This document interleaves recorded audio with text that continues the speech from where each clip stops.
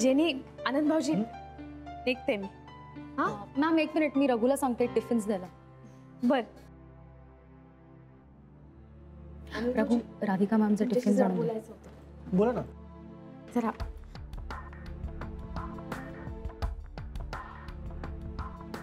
भाऊजी, आपल्याला शन्याची जागा नाही का बदलता येणार?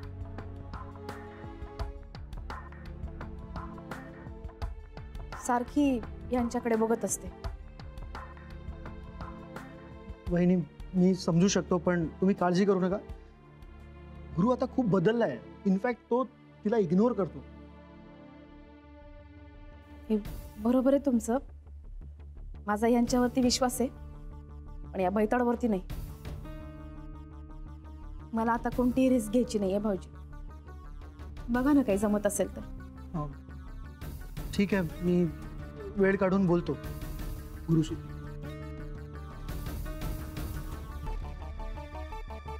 येऊ मी भाऊजी.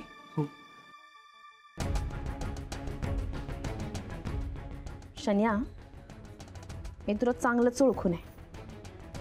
नाही, याआधी तुझे डाव मला कळले नसतील, पण आता तसं होणार नाही. मी तुला यांच्या आसपासही फिरकू देणार नाही. जेनी, येते. Take care.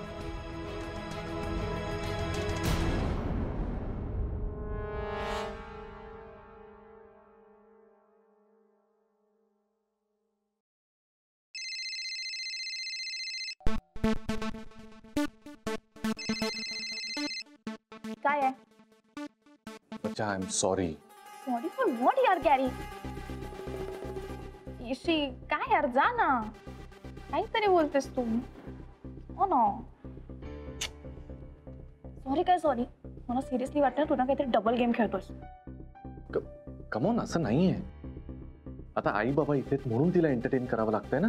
नाही तर मला तिच्यात किती इंटरेस्ट आहे तुला माहिती आहे ना. हा, तू तरी मला समजून घे प्लीज. इंटरेस्ट नाही तर मग सारखी सारखी काय येते ती ऑफिसला? हो, आता नाही येणार. मी सांगितलंय तिला समजावून, आणि असं सांगितलंय ना की तूच पाहिलंस ना जाताना तिचा चेहरा केवढासा झाला होता. त्यामुळे अशी नाही येणार ती आता सारखी सारखी. ओके? हा ठीक आहे. काय बच्चा, तू तरी समजून घ्यायला पाहिजेस ना मला. ठीक आहे, फाईन, घेते समजून वगैरे, पण मी कामाचं काय करू? ओल्ड फर्निचरनी एवढं सगळं काम देऊन ठेवलंय मला, त्यात तो आनंद एकसारखं विचारायला येत असतो. बरं ठीक आहे, तू एक काम कर, ते सगळं मला ईमेल कर, मी करून पाठवतो तुला. तू तेच पानवलकरांना दाखव. ओके? हा, ग्रेट, डन.